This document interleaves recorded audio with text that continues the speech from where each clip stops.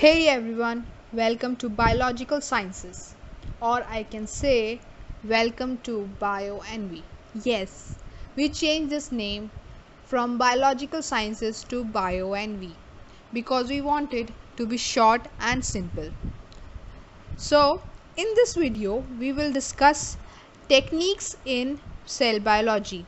Now, the question comes in our mind that what techniques or what kind of techniques are used in cell biology and why do we need techniques in cell biology? In our history of cell biology lecture, you must have seen that scientists discovered about cell by observing them through magnifying glass or microscope. That's because cells cannot be seen through naked eyes. Those who haven't seen the history of cell biology lecture, the link is given in the description. And now we can see that techniques are used to observe and study cell because we find difficulty to see their structure. We need to understand their molecular composition of the cell. And we also need to find out the function of their various components of the cell.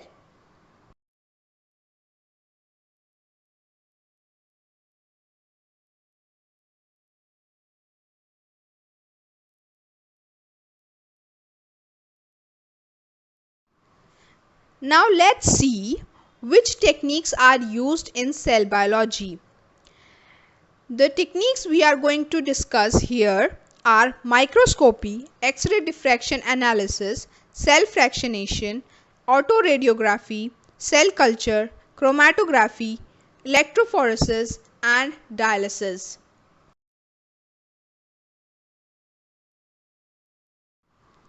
First is microscopy. Cell biologists need information about the structure and composition of cell. But they face two problems, that is extremely small dimension of the cell and the transparent nature of the cell. As you know, the diameter of most cells comes within the range of 0.2 to 50 micrometers. So they are extremely small and sometimes they are most transparent cell. So we need some technique so that we can stain them and we can magnify the size of the cells and we can see the detailing of their components and the cell. So microscopes provide magnification and the resolution to the object which is being viewed.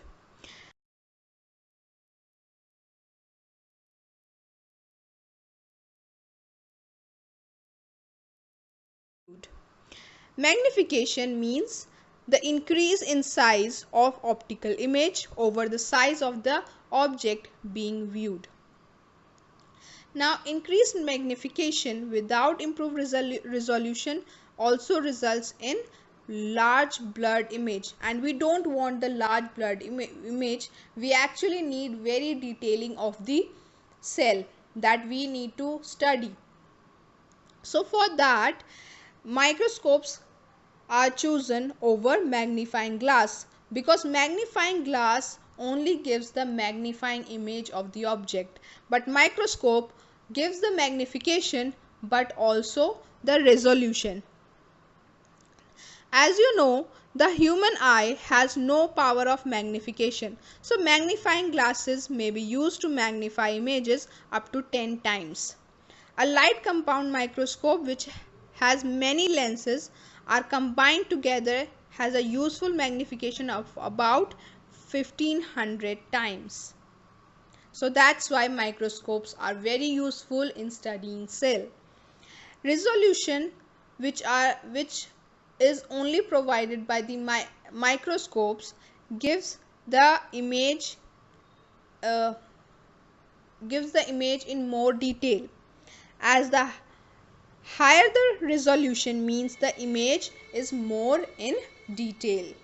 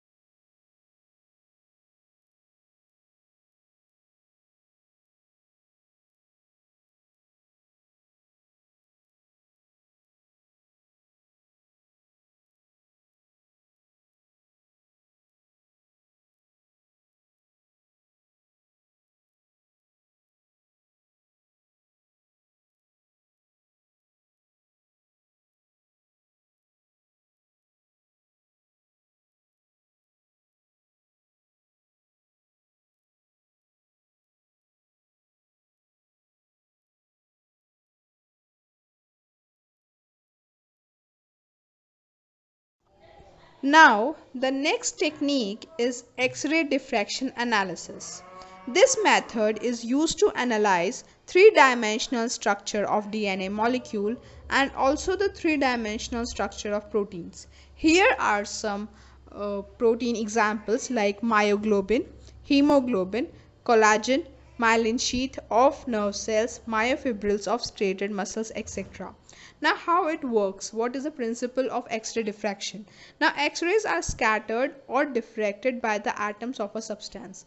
As you know, there is any symmetry or pattern of atoms arranged in a molecule or any structure. So from that, X-rays are diffracted in a certain pattern, and that pattern is detected on the film. So when X-rays comes under the contact of a material that has an ordered crystalline atomic structure, then the resulting X-ray diffraction pattern is also ordered, and it reflects the three-dimensional arrangement of atoms in crystal. As you know, that DNA molecule can also be studied through X-ray diffraction and diffraction method. It was first produced by Rosalind Franklin. The three-dimensional structure of the DNA molecule of by X-ray diffraction analysis was done by Rosalind Franklin. So here you can see the image of that DNA molecule.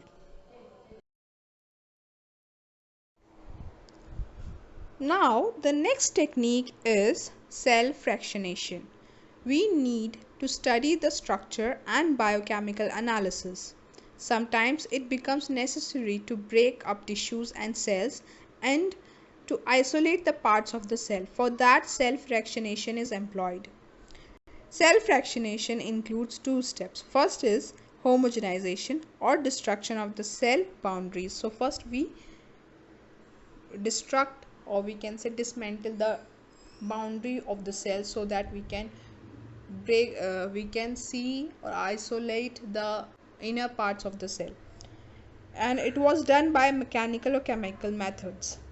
Then we separate the subcellular fractions according to mass, surface area and specific gravity by centrifugation. And then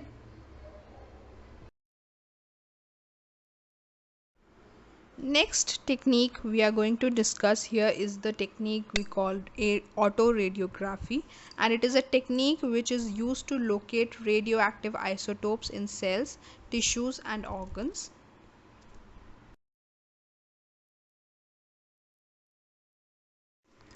This can also detect the radioactivity from the whole organism. This is used to study the DNA metabolism, RNA metabolism, protein synthesis, and for polysaccharides and monosaccharides. Now we need to study cell culture because we need to study the cell in a living state also. Then we culture it and give all the favorable conditions to the cells so that they can flourish outside the organism. Then this process is known as cell culturing, and cell culturing are of three types. There are three main kinds of cell culturing, that is primary cultures, secondary cultures and the cell lines.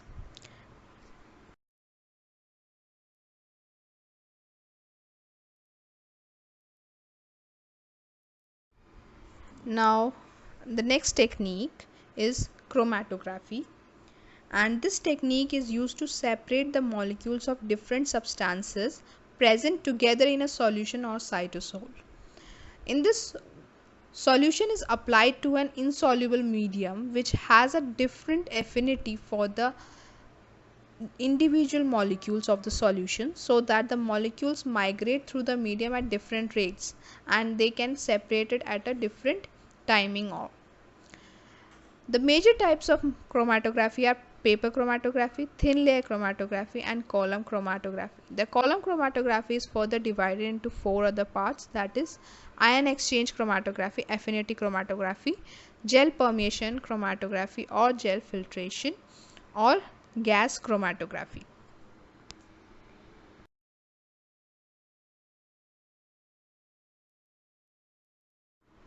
Next technique is electrophoresis.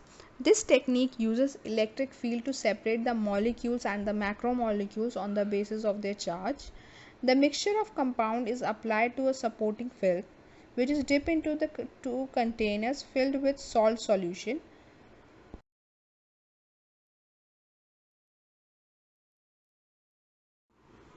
One of the container holds a cathode and the other an anode. When the electric current is passed, the negatively charged molecules migrate towards the anode as the oppositely attracts the opposite, and the positively charged molecules towards the cathode. Okay.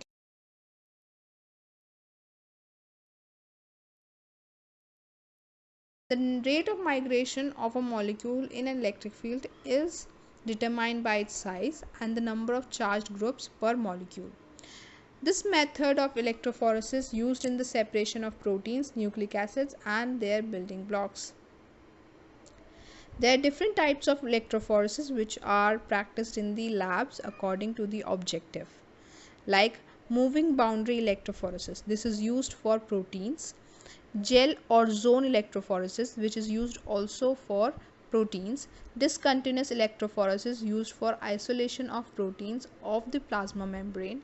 Then SDS page, which is called sodium dodecyl sulfate polyacrylamide gel electrophoresis, used for separating and sizing macromolecules such as proteins. Example, membrane proteins, protein component of cytoskeleton, etc.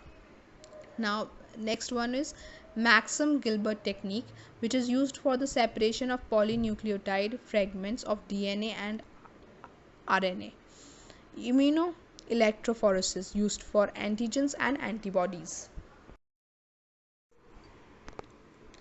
Dialysis is a sensitive method for separating lower molecular weight component with macromolecules.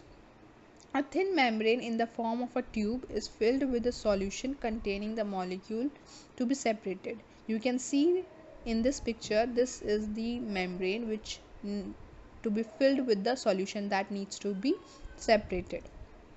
The pore size of the membrane allows the diffusion of the small molecules such as salt or amino acids, or larger molecules such as proteins or nucleic acids.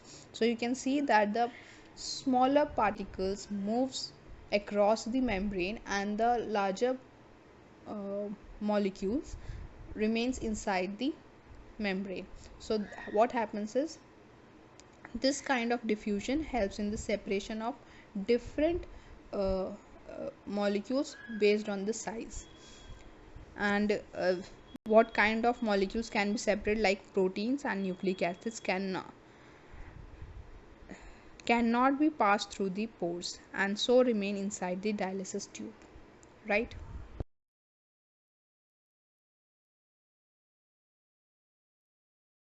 So this is the summary of all the techniques we have discussed in this lecture. So first is microscopy, which helps in the study of structure and composition of cells and provide magnification and resolution to the object which is being viewed. Next is X-ray diffraction analysis, used to analyze three-dimensional structure of DNA and proteins. Cell fractionation is a method to study the structure and biochemical analysis of cell by breaking up the tissues and cells and to isolate the different parts of the cell. Autoradiography, from the word itself you can understand that it is used to locate the radioactive isotopes in the different parts of the cells or the human body or any organism like cells, tissues, or any whole organism. Cell culturing, here we culture the cells.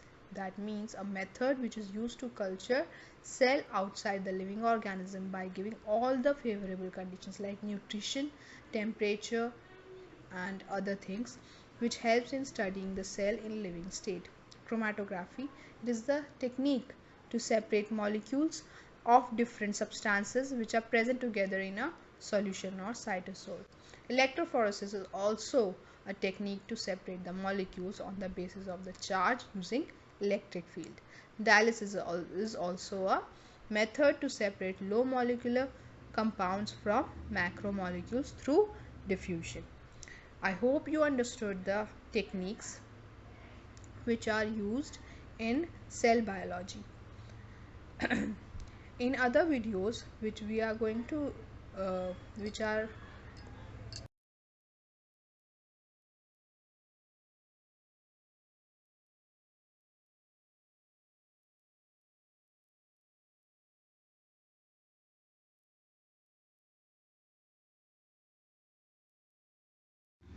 so here is the wrap up.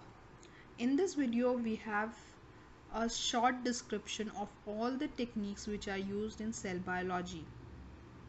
I hope you understood all the techniques. If you want a more detailed video on any of the technique, please comment in the comment section, and please like, share and subscribe our channel, and we will bring more videos like these. Thank you for watching this video. Now BioNV is signing off. Thank you.